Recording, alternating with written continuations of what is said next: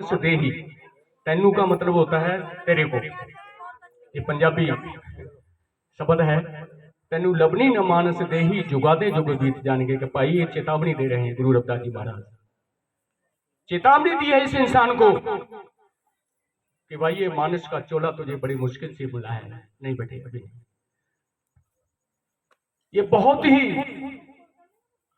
दुर्लभ जो जीव होते हैं उनको ये मानस चोला प्राप्त होता है।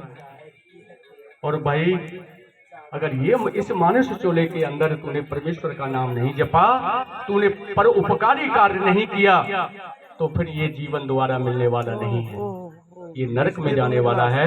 इसलिए तुझे बहुत सुंदर सुंदर जीवन प्राप्त हुआ है, बहुत सुंदर सुंदर जीवन प्राप्त हुआ है। तू कर ले सिमरन उस परमात्मा का, परोपकारी कार्य कर ले, दोबारा ये मिलने वाला नहीं है। वाणी में कहा है कि ऊंचे मंदिर साल रसोई, एक घड़ी पुन रहन न होई। कि भाई पैसा भी इकट्ठा कर लिया, बहुत सारा पैसा इकट्ठा कर लिया, धन इकट्ठा कर लिया, धन इकट्ठा करके बहुत बड़ी कोठी बना ली, बंगला बना लिया, उसमें कार भी बना ली 15-20 लाख रुपए की। ऊंचे मंदिर साल रसोई, और सुंदर सुंदर उसके अंदर मकान के अंदर, उस कोठी के अंदर रहने के साधन भी स्थापित कर दिए। लेकिन गुरुजी कहते हैं कि एक घड़ी पुन रहन न होई। कि भाई तू इसके ऊपर गर्व करने की जरूरत नहीं है। जब यमराज का फरमाना आएगा तो ये तेरा धन दौलत, ये तेरी कोठी बंगले कार यहीं पर रह जाएंगे, ये साथ जाने वाले नहीं है, ये सब यहीं रह जाएंगे, कोई भी साथ जाने वाला नहीं है। सिकंदर लोधी, गुरु रूप गुरु प्यारी सासंग थी। सिकंदर लोधी कितने धनवान आदमी था, बहुत पैसा था उसके पास, लेकिन जब उसकी अस्थि जा रही थी तो हाथ खाली थे, ऐसे ऐसे हाथ खाली जा रहे थे, उसके साथ कुछ नहीं गया। ऊंचे मंदिर साल रसोई, एक घड़ी पुन रहन हुई। उसके अंदर 1 घंटे का भी समय नहीं मिलता। अगर शाम को मृत्यु हो जाए ना एक इंसान की, शाम को मृत्यु हो जाए तो ऐसा कहते हैं कि भाई दिन छिपने के बाद संस्कार नहीं करते, फिर अगले दिन की भी वेट नहीं करते, अगले दिन की भी प्रतीक्षा नहीं करते, और दिन छिपने से पहले पहले ही मरघट में ले जाकर के उसको फूंक देते हैं। ऐसी हालत इस इंसान की होती है। आगे वाणी में कहा है कि भाई बंधु कुटुंब सहेरा, वो भी लागे काट सवेरा। भाई बंधु, मेरे कुटुंब के, मेरे भाई बंधु कुटुंब सहेला, यहां तक कि मेरी घरवाली ये कहती है भाई भूत बन जाएगा, इसको निकालो बाहर। ऐसी हालत इस इंसान की होती है। लेकिन अंत में गुरु रविदास जी महाराज ने कहा कि कह रविदास सबे जग लुटिया, हम तो एक राम कह छुटिया। कि भाई परमेश्वर का नाम जप ले, जिससे तेरे को छुटकारा प्राप्त होने वाला है। काम क्रोध लोभ मोह अहंकार, इन चीजों से तुझे छुटकारा प्राप्त होने वाला है। तू उस परमेश्वर का कार्य कर ले, तभी तेरा कल्याण होने वाला है। तो गुरु रूप गुरु प्यारी सासंग जी, सतगुरु रविदास महाराज जी की तो वाणी बहुत है, क्रांतिकारी वाणी भी है, वैज्ञानिक वाणी भी है, और आध्यात्मिक वाणी भी है। और आध्यात्मिक वाणी ऐसी है कि उनके अंदर जाना पड़ता है, उनके अंदर जाना पड़ता है। अगर हम वाणी को पढ़ते हैं और उस वाणी के ऊपर अगर हम विचार करते हैं तो निश्चित रूप से गुरु रूप गुरु प्यारी सासंग जी, पराधीनता पाप है जान ले हो रे मीत, रविदास दास पराधीन सो कौन करे है प्रीत। कि भाई दूसरों से प्रीति करने की जरूरत नहीं है, फिर अपनों से प्रीति करो। कौम मेरी दे वीरों बहनों, कौम मेरी दे वीरों बहनों, दर दर ठोकर खाओ ना। गुरु रविदास है रहवर साडा, इसनू कदे भुलाओ ना। कि भाई हमारा रहवर है, हमारा परमात्मा है। अरे उस समय की बात है, 650 वर्ष पहले 52 राजे रानियों को अपने चरणों के अंदर झुकाना कोई छोटी बात नहीं है। गुरु रूप गुरु प्यारी सासंग, जब मनवादी व्यवस्था कितनी बड़ी थी, मनवादी व्यवस्था हमारी समाज के ऊपर कितनी हावी थी कि अगर एक दलित इंसान को वो देख लेते थे, जो मनवादी जो व्यवस्था थी, तो फिर वो स्नान करते थे अपने जाकर के, मैंने एक दलित के दर्शन कर लिए हैं। ऐसी व्यवस्था थी। कानों के अंदर रुई डाल दी जाती थी कि भाई आपको सत्संग सुनने का अधिकार नहीं है, मंदिरों में जाने का अधिकार नहीं है, ऐसी इस समाज की व्यवस्था थी उस समय, और ऐसी व्यवस्था के अंदर गुरु रविदास महाराज जी ने इस समाज के लिए काम किया। लेकिन उस समय हमारी समाज का कोई भी इंसान उस रहबर के साथ नहीं लड़ा। गुरु जी ने अकेले ही इस समाज के लिए लड़ाई लड़ी, और ऐसी लड़ाई लड़ी कि आज गुरु जी को पूरा वर्ल्ड पूछता है। पूरे वर्ल्ड के अंदर आज गुरु रविदास महाराज जी के गुणगान होते हैं। मैं आपको यहां पर बता देना चाहता हूं, गुरु प्यारी साध संगत जी, 30 जनवरी 2010 को जगत गुरु सतगुरु रविदास जी महाराज का पावन पवित्र जन्म स्थान वाराणसी। आप कितने लोग गए, जरा हाथ उठाएंगे।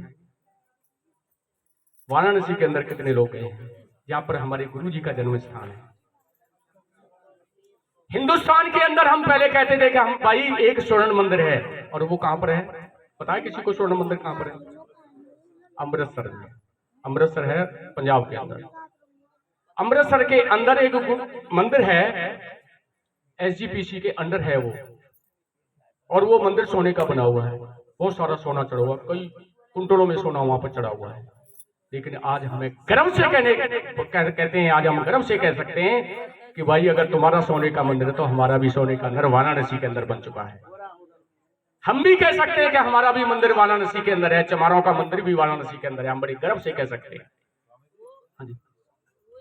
हाँ, वाराणसी के अंदर गुरु प्यारी साध संगत जी, आज गुरु रविदास महाराज जी का सोने का मंदिर सजाया जा चुका है। आप जाइए एक बार, बड़ा गर्व प्राप्त होता है कि भाई आज हम अपने गुरु घर में आए हैं, अपने दरबार में आए हैं। वैष्णो देवी बहुत सारे लोग जाते हैं, देवियों के दरबार में बहुत सारे जाते हैं। मैं फिर वहीं पर आऊंगा कि आप कितने भी देवी देवताओं के मंदिरों में चले जाओ, श्री कृष्ण के मंदिर में चले जाओ, ब्रह्मा के मंदिर में चले जाओ, शिव जी के मंदिर में चले जाओ। माफी चाहूंगा क्योंकि मैं गुरु रविदास महाराज जी की वाणी को पढ़ता हूँ, मैंने पढ़ी हुई है। मैं डंके की चोट पर कह सकता हूँ कि कहीं कल्याण होने वाला नहीं है। कल्याण होने वाला है तो गुरु रविदास जी महाराज के मंदिर में एक बार जाके चले जाइए, आपका शरीर गदगद हो जाएगा, गदगद हो जाएगा। एक बार जाकर के तो देखिए, ज्यादा पैसा नहीं लगता। वैष्णो देवी आपको बहुत पैसा लगेगा, वहां इतना पैसा नहीं लगता। और 24 घंटे वहां पर लंगर चल रहा है, 24 घंटे वहां पर चाय पानी का लंगर चल रहा है, 24 घंटे वहां पर भोजन पानी का लंगर चल रहा है। कोई एक पैसा नहीं लगता। आपको जाएंगे, आपको AC रूम मिलेगा ठहरने के लिए। तो कितने गर्व की बात है कि आज हम अपने घर के अंदर आए हैं। ये जयवीर जी है रोहतक से, जिला रोहतक है हरियाणा के अंदर। मुझे रोहतक में भी बहुत काम करने का मौका मिला है। 7 महीने मैंने रोहतक काम किया है गुरु रविदास महाराज जी की वाणी के ऊपर। वहां भी बहुत बड़ा गुरु घर है, वहां पर मैंने काम किया है। वहां की संगत बहुत आती है, बहुत जाती है, और हर वर्ष जाते हैं ये। और अपने साथ नए नए प्रेमियों को लेकर के जाते हैं। इस साल अगर इनके साथ 4 आदमी गए तो वो 4 आदमी अगली बार दूसरे जाएंगे। और ये कोई ज्यादा अमीर नहीं है, ये भी मेहनत करते हैं, दिहाड़ीदार आदमी है। अपना पैसा खर्च करके और वहां पर 4-5 आदमियों को लेकर के अपने किराए से और वहां पर जाते हैं। किस लिए जाते हैं? कि भाई मेरी समाज अपनों के साथ जुड़े। पराधीनता पाप है, मैं वहीं पर आऊंगा फिर दोबारा। पराधीनता पाप है, जान ले हो रे मीत, रविदास दास पराधीन सो कौन करे है प्रीत। कि भैया पराधीनता से क्यों प्रीति करते हो, गुलामी से प्रीति क्यों करते हो? अगर प्रीति करनी है अपनों से करो, आनंद मिलेगा।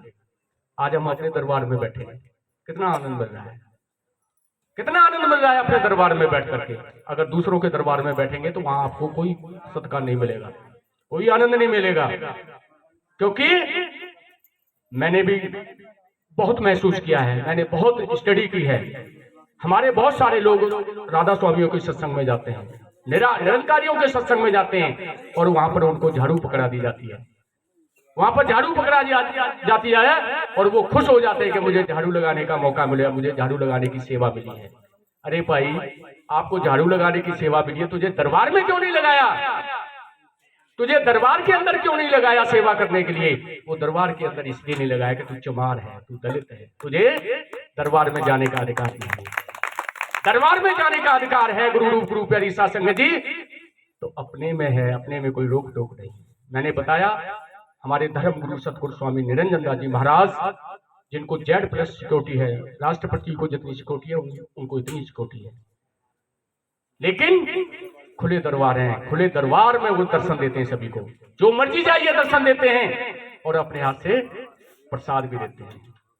तो कितना गर्व महसूस होता है, कितना प्राउड होता है हमें कि आज हम अपने दरबार के अंदर आए, और फिर ऐसा दरबार जहां दुनिया को गुरु रविदास महाराज जी ने अपने चरणों के अंदर झुका दिया। उस समय भी राजे महाराजे 650 वर्ष पहले भी राजे महाराजे गुरु रविदास महाराज जी के चरणों में झुके, और गुरु रूप गुरु प्यारी साध संगत जी आज के राजे महाराजे भी गुरु रविदास महाराज जी के चरणों में झुक रहे हैं। प्रधानमंत्री मोदी 3 बार वाराणसी जाकर के गुरु दरबार में मत्था टेका, जाकर के सतगुरु स्वामी निरंजन दास जी महाराज के चरणों में दंडवत प्रणाम किया उसमें जाकर के। कितनी गर्व की बात है, आज चमारों के पैरों में मत्था टेका जा रहा है, आज के राजे महाराजे भी टेक रहे हैं। तो ये क्यों टेक रहे हैं? इसलिए टेक रहे हैं कि गुरु रविदास महाराज जी परमात्मा है, उन्होंने कुछ देखा होगा उनके अंदर, तभी टेक रहे हैं। गर्व होता है हमें अपने मंदिरों में जाने के लिए। आओ एक शब्द और सुनाऊंगा, फिर मैं अपनी वाणी को विराम दूंगा। गुरबाणी से ही एक शब्द सुनाऊंगा, और वो शब्द है मेरी बहनों के लिए है। मीराबाई का नाम सुना आपने? मीराबाई का नाम सुना होगा। मीराबाई छोटी अवस्था में राजघराने की थी, राजघराने की लड़की थी मीराबाई। उसको क्या जरूरत पड़ी चमारों के दरबार में जाने की? उसको क्या जरूरत पड़ी गुरु रविदास महाराज जी के चरणों में जाने की? सोचने की बात है, विचार करने की बात है। राजघराने की थी भाई, क्षत्रिय परिवार से थी, लेकिन उसको पता था कि जो मुझे गुरु रविदास जी महाराज से मिल सकता है वो कहीं नहीं मिल सकता, कहीं नहीं मिल सकता। और मीराबाई एक पहली महिला थी, गुरु रूप गुरु प्यारी साध संगत जी, मीराबाई पहली महिला थी जो गुरु रविदास महाराज जी ने उनको नामदान दिया, और उसी दिन से महिलाओं का मंदिरों में जाने का जो ना प्रवेश द्वार खुला। अदरवाइज तो महिलाओं को भी मंदिर में जाने का अधिकार नहीं था। ये मीराबाई को नामदान देकर के गुरु रविदास महाराज जी ने रास्ता खोला। ये विचार करने की बात है। कृष्ण कृष्ण करती हुई घूमती थी। मैं भी ब्रजवासी हूँ, मैं भी ब्रजवासी हूँ गुरु रूप गुरु प्यारी साध संगत जी, और क्लास 1 ऑफिसर रिटायर हुआ हूँ मैं। हरियाणा बिजली बोर्ड से क्लास 1 ऑफिसर रिटायर हुआ हूँ। 3.5 लाख रुपए तनख्वाह मिलती थी मुझे। मैं उस पोस्ट से रिटायर हुआ हूँ। मुझे क्या जरूरत है गुरुओं के चरणों में जाने की? आज भी मुझे जो ना 75,000 रुपए पेंशन मिल रही है। मुझे 75,000 रुपए आज भी पेंशन मिल रही है। अरे भाई, मुझे 75,000 रुपए पेंशन मिल रही है, मुझे को क्या जरूरत है गुरुओं के चरणों में जाने की? लेकिन नहीं, मैं अहंकार नहीं करूंगा कि मुझे 75,000 रुपए तनख्वाह मिलती है, पेंशन मिलती है। मुझे इस बात का गर्व है कि मेरे गुरु परमात्मा है। मेरे गुरु धन जोवन की झूठी आशा, सत सत बाखे जन रविदास। गुरु रविदास जी महाराज कहते हैं कि भाई धन जोवन की झूठी आशा, जोवन कहते हैं जवानी को, और धन कहते हैं दौलत को। ये जवानी और दौलत ये झूठा है। झूठी काया थोती काया, थोती माया, थोता हर बिन जन्म गवाया, थोता मंदिर भोग विलासा, थोती आन देव की आशा, मन वच कर्म कह रविदासा। के भाई ये थोती चीजें हैं, धन जोवन की झूठी आशा, सत सत बाके जन रविदासा। 1-2 मिनट की कथा है। संत चले जा रहे थे कहीं यात्रा पर। संत महापुरुष संत यात्रा पर चले जा रहे थे, और रास्ते में जा रहे हैं, बरसात हो रही है, आंधी तूफान चल रहा है, और संत भीगने लगे। आंधी तूफान में उनका बहुत बुरा हाल हो गया। अब उनके पास वो देखते हैं कि भाई यहीं कहीं ठिकाना नहीं है, बरसात बंद हो जाएगी, तूफान बंद हो जाएगा, हम आगे चले जाएंगे, कहीं ठिकाना हो तो मिल जाए। लेकिन उनको कहीं ठिकाना नहीं मिला। आगे चलते हैं, और आगे चलते तो देखते हैं कि एक कोठी बनी हुई है, एक बंगला बना हुआ है बहुत बड़ा, और वो खुश हो जाते हैं कि भाई एक बंगला है, एक कोठी है, कुछ समय यहाँ पर हम व्यतीत करेंगे और आगे चले जाएंगे। उस बंगले के पास चले जाते हैं, वहां पर चौकीदार मिलता है, और उस चौकीदार से पूछते हैं कि भाई बरसात हो रही है, तूफान चल रहा है, कुछ समय के लिए हमने यहाँ पर ठहरना है, बरसात और तूफान बंद हो जाएगा, हम आगे के लिए चले जाएंगे। चौकीदार उनको कहता है संत महापुरुषों को कि महापुरुषों, मैं आपको इस कोठी के अंदर एंटर नहीं करने दूंगा, मुझे हुक्म नहीं है मेरे मालिक का, क्योंकि ये कोठी बहुत पैसा लगा करके बनाई है, इसमें बहुत पैसा लगा है, आपके कपड़े खराब हो रहे हैं, आपके पैर गंदे हो रहे हैं, मेरे मालिक की कोठी गंदी हो जाएगी। कहता भाई तेरा मालिक कौन है? अगर तू एंटर नहीं होने देता, तू इसमें हमें प्रवेश नहीं होने देता, तो अपने मालिक को बुला ले, हम तेरे मालिक से ही इजाजत ले लेंगे।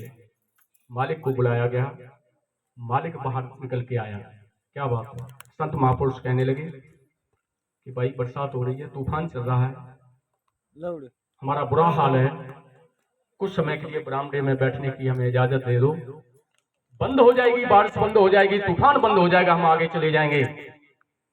मालिक कहने लगा कि नहीं, ये कोठी मेरे दादाजी ने बनाई है, बहुत पैसा लगाया है, आपके कपड़े गंदे हो रहे हैं, आपके पैर गंदे हो रहे हैं, कीचड़ में सने हुए हैं, मैं आपको इजाजत नहीं दूंगा। संत कहने लगे कि भाई कोई बात नहीं, तू अपने दादाजी को बुला ले, हम तो तेरे दादाजी से इजाजत ले लेंगे। वो लड़का कहने लगा कि मेरे दादाजी इस दुनिया में नहीं है, वो मेरे दादाजी यहाँ से चल बसे हैं, वो दुनिया में नहीं है। अच्छा भाई तेरे दादाजी नहीं तो तेरे पिताजी होंगे, उनको बुला दे, उनसे इजाजत ले लेंगे। वो कहने लगा कि मेरे पिताजी भी नहीं है, वो भी चले गए। तो फिर संतों ने जवाब दिया उस लड़के को कि भाई तेरा इस कोठी को बनाने वाला, इस बंगले को बनाने वाला तेरा दादाजी भी चला गया, इस कोठी में रहकर तेरा बाप भी चला गया, तो तेरी क्या औकात है, तू भी ज्यादा दिन इसमें रहेगा? तेरी भी औकात नहीं है, तू भी यहाँ से जाने वाला है, हम तो कोई बात नहीं आगे चले जाएंगे, पर तू भी ज्यादा दिन नहीं रहेगा। 10-15 फरलांग चलते होंगे और थोड़ी देर के बाद उस लड़के को वहीं पर हार्ट अटैक हो जाता है और वहीं पर मौत हो जाती है उसकी, क्योंकि संतों के वचन अटल होते हैं, संतों के वचन अटल होते हैं। गुरु रूप गुरु प्यारी साध संगत जी, जो संतों ने कह दिया, लेकिन वो संत होने चाहिए, नाम जपने वाले संत होने चाहिए। जो संतों ने कह दिया वो अटल है। संतों ने कहा कि तू भी इस कोठी के अंदर ज्यादा दिन नहीं रहेगा, तो इसके ऊपर अभिमान करने की जरूरत नहीं है। चले गए और वो चौकीदार जो था ना, वो दौड़ता दौड़ता उस संतों के पास गया कि महाराज माफ करना, मेरा मालिक भी चल बसा, मेरा मालिक भी चल बता, चलिए वापस चलिए, उसको आशीर्वाद दीजिए। वो कहते नहीं भाई हम वापस नहीं जाते। तो कहने का मतलब यह है गुरु गुरु प्यारी साध संगत जी, कि धन जोबन की झूठी आशा सत सत बात है, जन रविदासा पाई, इसके ऊपर अभिमान करने की जरूरत नहीं है। मेरे पास पैसा है तो पैसे का सदुपयोग कीजिए, दुरुपयोग मत कीजिए। संत महापुरुषों का सत्कार कीजिए, उनकी बेइज्जती मत कीजिए, क्योंकि संत अनंत है अंतर नहीं, रविदास भरे जाने सो जान, संत अनंत है अंतर नहीं। संतों में और परमात्मा में कोई भेद नहीं होता। आओ एक छोटे बोले सो निरपय श्री गुरु रविदास महाराज की जय। कोई बात नहीं, ये क्रीम है जो आप लोग बैठे हुए हैं, तो क्रीम है। जिनको अपने गुरुओं से प्यार है, जिनको अपने गुरुओं से प्यार है, वो यहाँ पर बैठे हुए हैं, और जिनको अपने गुरुओं से प्यार नहीं है, वो जाकर के बिस्तरे में बिस्तरा पकड़ लिया है उन्होंने। तो आइए एक वाणी सुनाऊंगा गुरुओं की, सतगुरु रविदास महाराज जी की वाणी सुनाऊंगा। मैं बोलने को सारी रात बोल सकता हूँ, लेकिन सब हमारे महापुरुष बैठे हुए हैं, इन्होंने भी अपने विचार रखने। आओ गुरु जी की वाणी मैं सुनाऊंगा आपको। आपने भी बोलना है मेरे साथ। मेरी बहनों, आपने मीराबाई बनना है तो आपने भी बोलना है। हाँ, मैं मीराबाई की छोटी सी एक बात सुना रहा था कि मीराबाई जो है वो कृष्ण कृष्ण कृष्ण कृष्ण करती हुई घूमती रहती थी। वो कृष्ण को अपना भगवान बना बैठी थी कि कृष्ण ही मेरा भगवान है। गलत।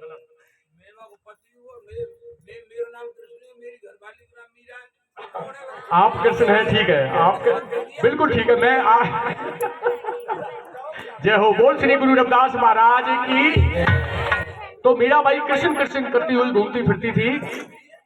तो गुरु रूप गुरु प्यारी साध संगत जी, मेरे कोई साधु संत महापुरुष विद्वान आदमी, उस विद्वान आदमी को मीराबाई से भेंट हुई, और वो विद्वान आदमी जो संत महापुरुष विद्वान आदमी थे, वो कहने लगे मीरा तू ये क्या कृष्ण कृष्ण कृष्ण कृष्ण करती घूम रही है?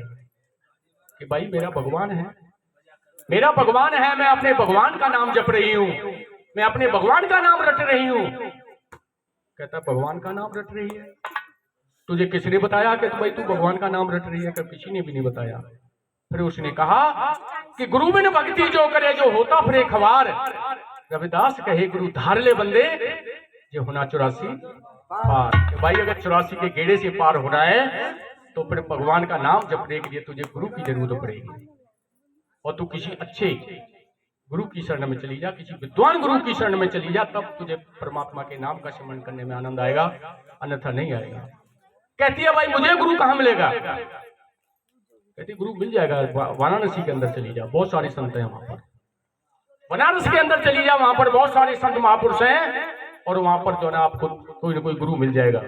और फिर उस परमात्मा के नाम का स्मरण करना, तेरा आनंद हो जाएगा, तेरे जीवन में तुझे तेरा जीवन धन्य हो जाएगा।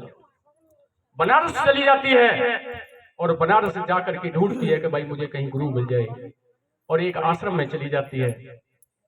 जैसा कि मैंने पहले जिक्र किया, रामानंद जी महाराज एक बहुत विद्वान संत महापुरुषों में उनका नाम गिना जाता है। वो रामानंद जी के आश्रम में चली जाती है। रामानंद जी महाराज उस समय अपने पूजा पाठ में जकड़े हुए हैं, पूजा पाठ में लगे हुए हैं। उनका शिष्य वहां पर मिलता है।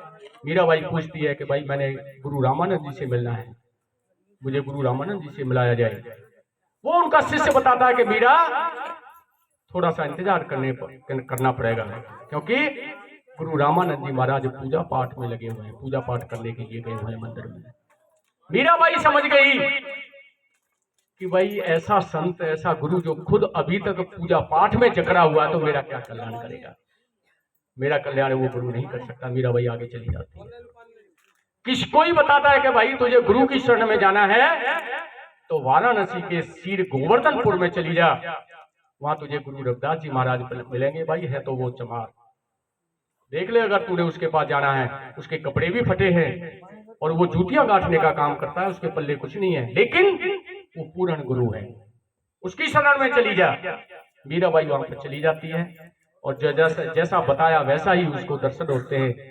तो गुरु रूप गुरु प्यारी साध संगत जी, ऐसा बताया जाता है कि मीराबाई ने जब गुरु रविदास महाराज जी के दर्शन किए तो उसी समय मीराबाई को अगम के ज्ञान की प्राप्ति हुई। हमारा वेद अगम का रे किसी बिरले ने बांचा भाई।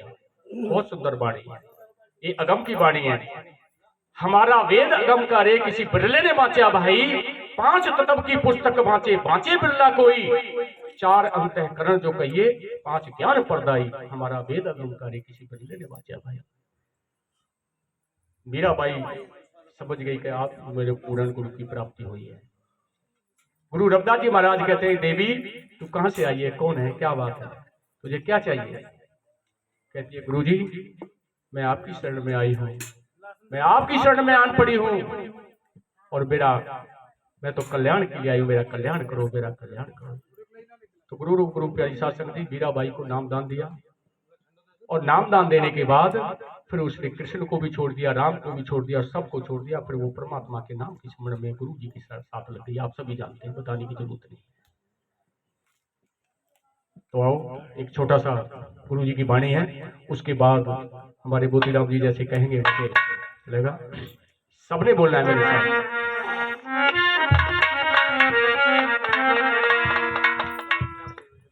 जिह्वा से ओंकार जप, जिह्वा से ओंकार जप, हथन से कर कार, राम मिले घर आयु कर, कह रविदास जमार। गुरु रविदास जी महाराज की बात आओ श्रवण करते हैं। रंग दे नाम विच चोला गुरु जी मेरा, रंग दे नाम विच चोला। सबने बोलना है मेरे पीछे।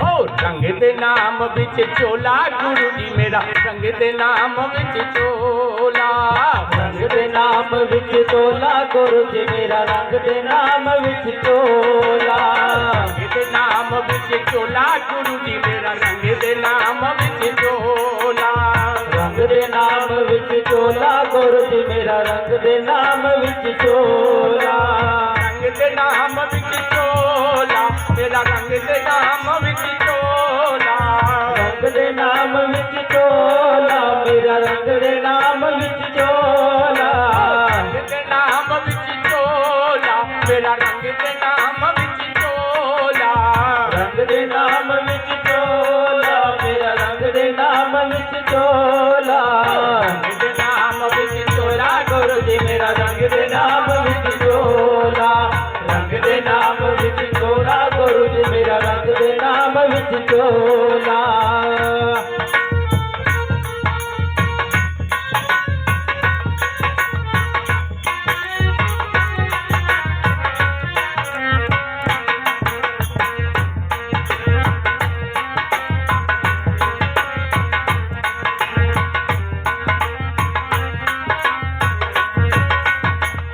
आगे वाणी में कहा है घटी अब घटी क्यों करी घना घटी अब घट डोंगरे गणा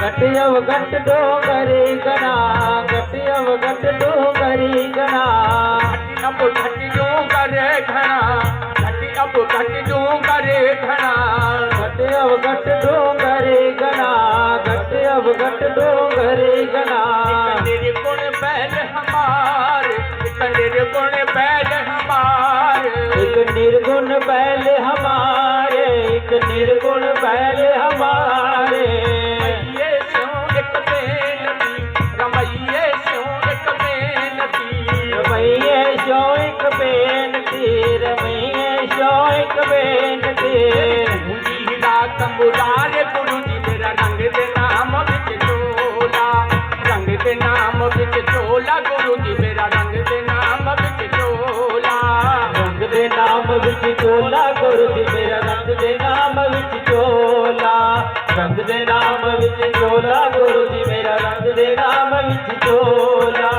रंग दे नाम विच चोला मेरा रंग दे नाम विच चोला रंग दे नाम विच चोला मेरा रंग दे नाम विच चोला रंग दे नाम विच चोला मेरा रंग दे नाम विच चोला रंग दे नाम विच चोला मेरा रंग दे नाम विच चोला रंग दे नाम विच चोला गुरु जी मेरा रंग दे नाम विच चोला रंग दे नाम विच चोला गुरु जी मेरा रंग दे नाम विच चोला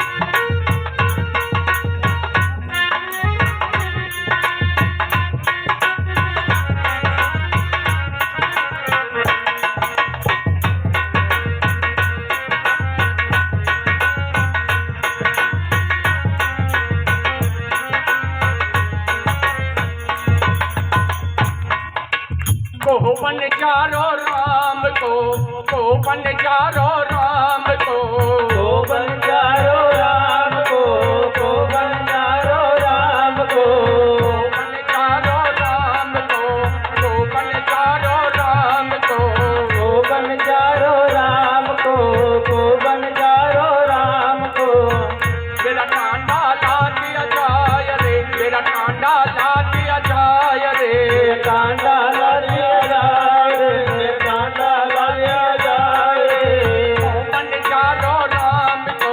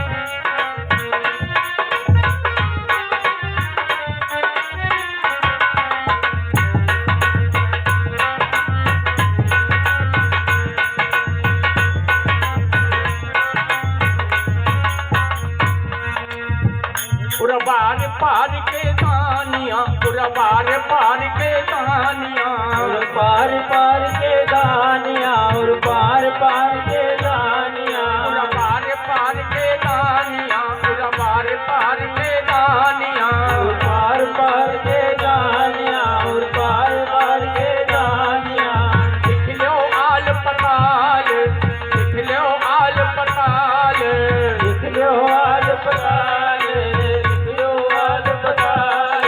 कोई चमकन कहना ला गई, कोई चमकन कहना ला गई, मोह जमदंड न लागे, मोह जमदंड न लागे। कटिले सर्प जंजाल गुरु जी मेरा रंग दे नाम विच चोला, रंग दे नाम विच चोला, गुरु जी मेरा रंग दे नाम विच चोला, रंग दे नाम विच चोला, गुरु जी मेरा रंग दे नाम विच चोला, रंग दे नाम विच चोला, गुरु जी मेरा रंग दे नाम विच चोला।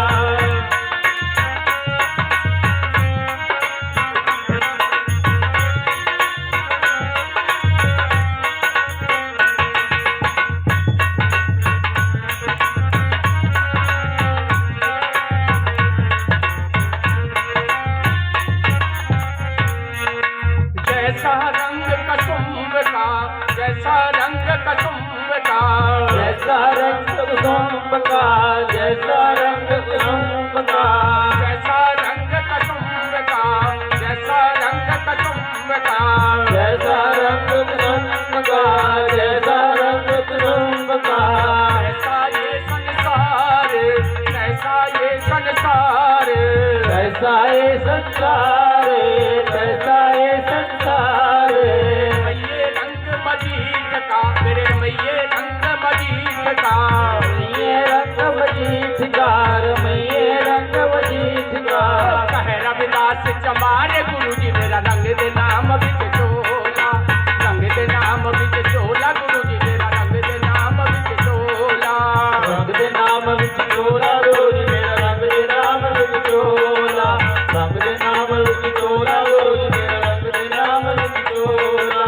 रंग दे नाम विच चोला, रंग दे नाम विच चोला, रंग दे नाम विच चोला, मेरा रंग दे नाम विच चोला, रंग दे नाम विच चोला, गुरु जी मेरा रंग दे नाम विच चोला, रंग दे नाम विच चोला, गुरु जी मेरा रंग दे नाम विच चोला, रंग दे नाम विच चोला, गुरु जी मेरा रंग दे नाम विच चोला, रंग दे नाम विच चोला, गुरु जी मेरा रंग दे नाम विच चोला। रंग दे नाम विच चोला, गुरु जी मेरा रंग दे नाम विच चोला। सतनाम। वाणी थी गुरु रविदास जी का, घट अब घट डूंगर घना, एक निर्गुण बैल हमार। निर्गुण कहते हैं, निर्गुण कहते हैं, निर्गुण एक परमात्मा, जहाँ मेरे परमात्मा का वास है। और वो परमात्मा का वास कहाँ पर है? अक्सर हम कहते हैं ना, कोई बात होती है कि ऊपर वाला जाने, कहाँ है ऊपर वाला? किसी ने देखा है? किसी ने देखा है ऊपर वाला? किसी ने नहीं देखा। मैं डंके की चोट पर कह सकता हूं कि ना परमात्मा ऊपर है, ना नीचे है, ना दाएं है, ना बाएं है। परमात्मा कहीं पर नहीं है। परमात्मा हमारे अंदर बसता है, परमात्मा हमारे अंदर बसा हुआ। हमारे घट तो खोजत कित फिरे तेरे घट में सृजनहार। भाई तू परमात्मा को कहां ढूंढता फिरता है? जिस परमात्मा को तू इधर उधर ढूंढ रहा है वो तो तेरे अंदर बैठा हुआ है, उसको ढूंढ, उसके तूने ढूंढना है। आगे का है, कस्तूरी मृग पास है रे ढूंढत घास परे, पाछे लागे काल परादी पिछन में प्राण हरे। मृग के पास कस्तूरी होती है, उसको सुगंधी अपने पास से आ रही है। मृग को कस्तूरी उसके पास ही है, लेकिन अज्ञानता के कारण वो कस्तूरी को जंगलों में, नालों में, नलियों में घूमता फिर रहा है, क्योंकि उसको कस्तूरी का ज्ञान नहीं है। ठीक उसी प्रकार से गुरु रविदास जी महाराज ने उदाहरण दिया है कि भाई तू परमात्मा को कहां घूम रहा है? तेरे अंदर ही है, तुझे ढूंढने की जरूरत है। और वो कब ढूंढ पाएंगे? जब तू किसी पूर्ण गुरु की शरण में जाएगा, वो तुझे बताएगा कि परमात्मा को कैसे ढूंढना है। कस्तूरी मृग पास है रे ढूंढत घास फिरे, पाछे लागे काल परादी पिछड़ में प्राण हरे। भाई तू परमात्मा को ढूंढते ढूंढते ढूंढते ढूंढते और तू अपने प्राण गंवा देगा तो ये परमात्मा की प्राप्ति नहीं होगी। अगर परमात्मा की प्राप्ति करनी है तो भाई किसी पूर्ण गुरु की शरण में चला जा, तुझे मिल जाएगा। गुरु रूप गुरु पे ऐसा सिंह 1-2 मिनट और लूंगा, आपका समय ज्यादा नहीं। आपने आचार्य रजनीश का नाम सुना है? आचार्य रजनीश का नाम सुना है आपने? किसी ने नहीं सुना?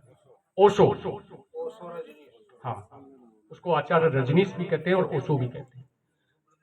ओशो जी महाराज ने गुरु रविदास जी महाराज की फिलॉसफी के ऊपर बहुत सारी किताबें लिखी हैं और उसने सभी चीजों का खंडन किया है कि परमात्मा कहीं भी नहीं है, कहीं भी नहीं है, परमात्मा कहीं भी नहीं है। परमात्मा आपके पास है, परमात्मा संतों के पास है।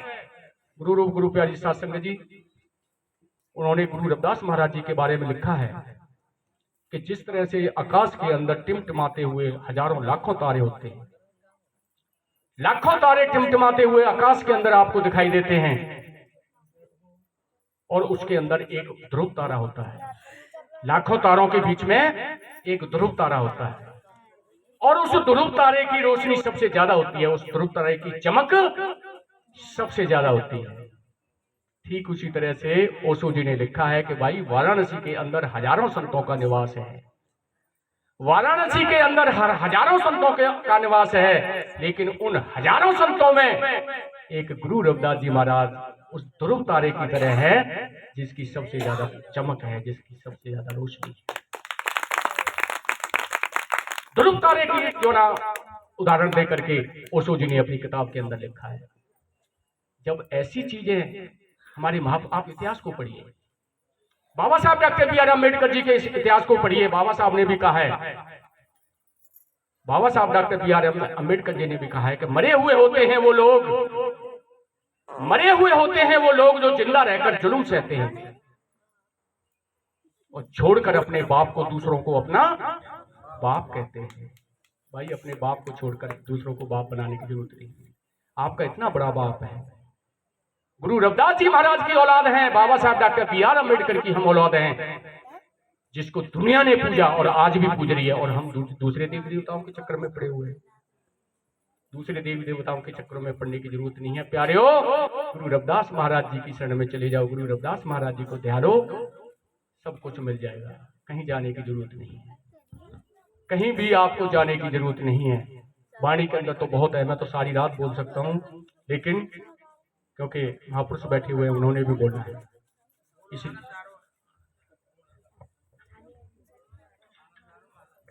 चलो मुझे हुक्म हुआ है कि मैं अपनी वाणी को यहीं पर विराम दूंगा।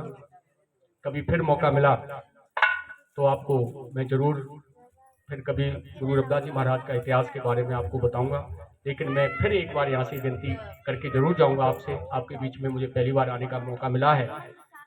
एक बार जरूर ये विनती करके जाऊंगा कि नशों को छोड़ दीजिए, नशों को छोड़ दीजिए, अपने बच्चों को ऊंची ऊंची शिक्षा प्राप्त कराइए, अच्छे अच्छे स्कूलों में बच्चों को पढ़ाइए, क्योंकि बाबा साहब doctor B are Ambedkar ji ने कहा था कि शिक्षित बनो। बाबा साहब doctor B are Ambedkar ji ने तो अभी कहा था 120 वर्ष पहले कि शिक्षित बनो, और गुरु रविदास महाराज जी ने 650 वर्ष पहले कह दिया था कि सत विद्या को पढ़े सब प्राप्त करे सदा ज्ञान।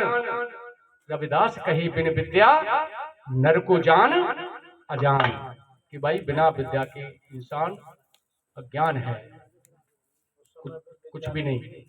इसलिए अपने बच्चों को पढ़ाइए। दूसरी बात कही थी बाबा साहब ने कि संगठित रहिए, संगठन बनाइए अपना, संगठित रहिए।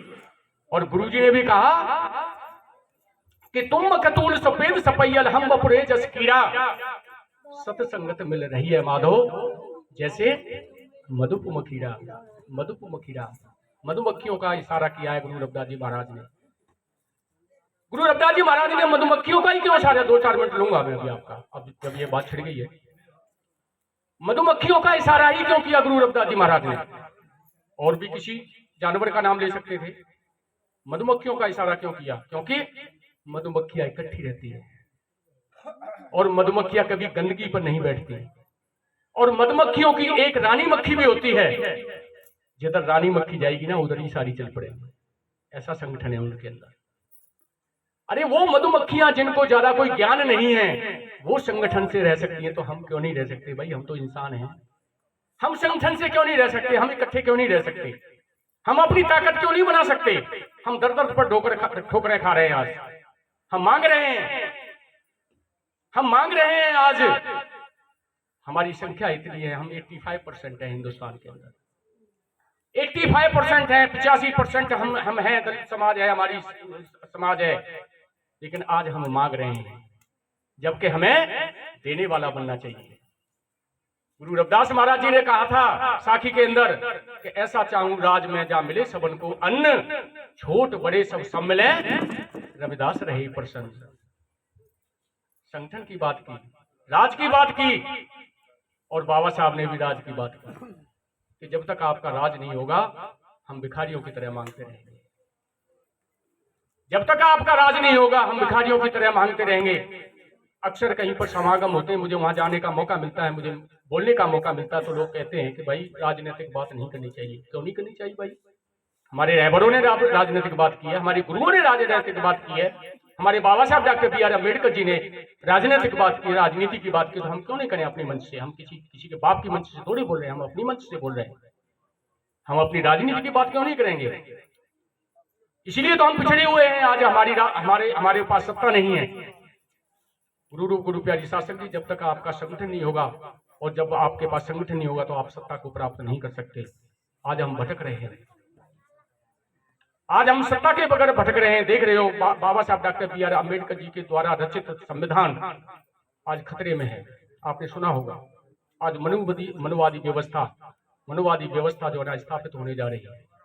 अगर 2024 के अंदर मोदी दोबारा सरकार बना लेता है, मोदी दोबारा प्रधानमंत्री बना लेता है और उत्तर प्रदेश का CM योगी तीसरी बार योगी मुख्यमंत्री बन जाता है, तो मैं गारंटी से कह सकता हूँ आज गुरु रविदास महाराज जी के चरणों में मैं दावे से कह सकता हूं कि आपका बाबा साहब का डॉक्टर B.R. अम्बेडकर जी का लिखित संविधान खतरे में है, खतरे में चला जाएगा। मैं गारंटी से कह सकता हूं।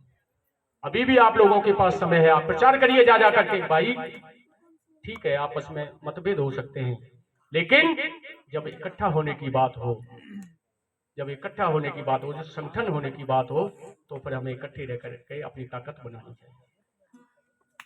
बाबा साहब डॉक्टर B.R. अम्बेडकर जी ने ऐसे इशारा किया था, ऐसी उंगली है उनकी, ऐसे उंगली है बाबा साहब की। और वो इशारा कहां का किया था कि दिल्ली के शासन पर, दिल्ली की संसद में जाकर के कब्जा कीजिए। आज आपको पता है सोशल मीडिया के पास ऊपर बहुत आ रहा है।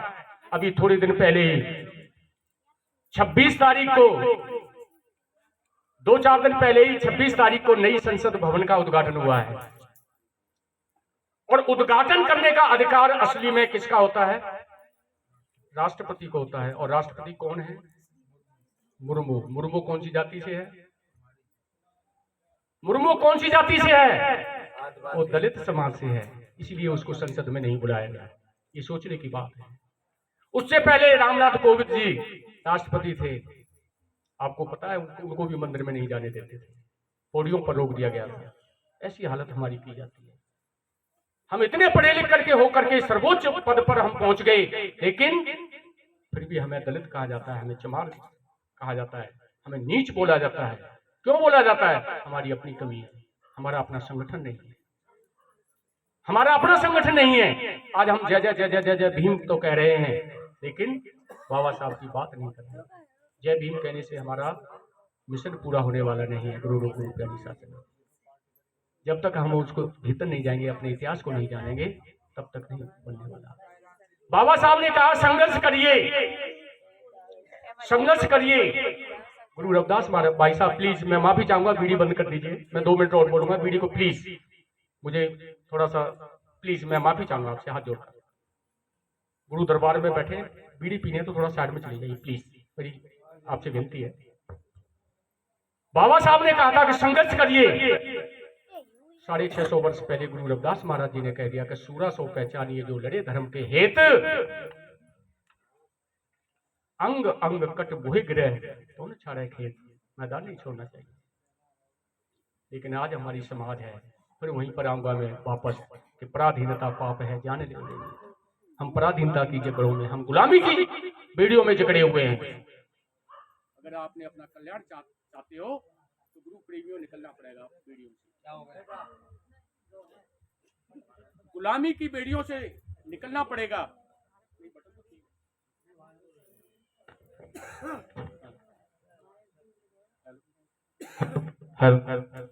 गुलामी की बेड़ियों से निकलना पड़ेगा और तभी हमारे जो रहबरों का जो मिशन है वो पूर्ण होगा। और हमारे रहबरों का मिशन तो है ये जो हम बरसियां मना रहे हैं ना, ये भी मिशन हमारे रहबरों का है, बरसी मनाना। बरसी मनाने का मतलब ये नहीं है कि हमने लंगर छक लिया, पूड़ी और पूड़े माल पूड़े खा लिए, सब्जी बना ली, बहुत अच्छी खीर बना ली, दही खा ली, ये नहीं है। लंगर तो हम घर भी खाते हैं, घर भी खीर पूड़ी बना सकते हैं, लेकिन यहाँ पर बैठने का, यहाँ पर इकट्ठे होने का तात्पर्य एक ही है गुरु की प्यारी साध संगत जी, कि अपने गुरुओं को मानिए, अपने मिशन को आगे बढ़ाइए, बाबा साहब की बात को मानिए। बाबा साहब को तो मानते हैं लेकिन बाबा साहब की बात नहीं मानते। गुरु रविदास जी महाराज को तो मानते हैं लेकिन गुरु रविदास महाराज की बात को नहीं मानते। हमें बात को मानना पड़ेगा, तभी हमारा कल्याण होगा। यहीं पर मैं अपनी वाणी को विराम दूंगा। जय गुरुदेव, जय भीम, जय भारत। अगर इस दास से मेरे प्रवचनों के दौरान और या मेरी वाणी के दौरान कोई ऐसा शब्द निकल गया हो जिससे आपको कोई ठेस पहुंची हो तो मैं आपके चरणों में मत्था टेक कर माफी चाहूंगा। जय गुरुदेव, जय भीम, जय भारत।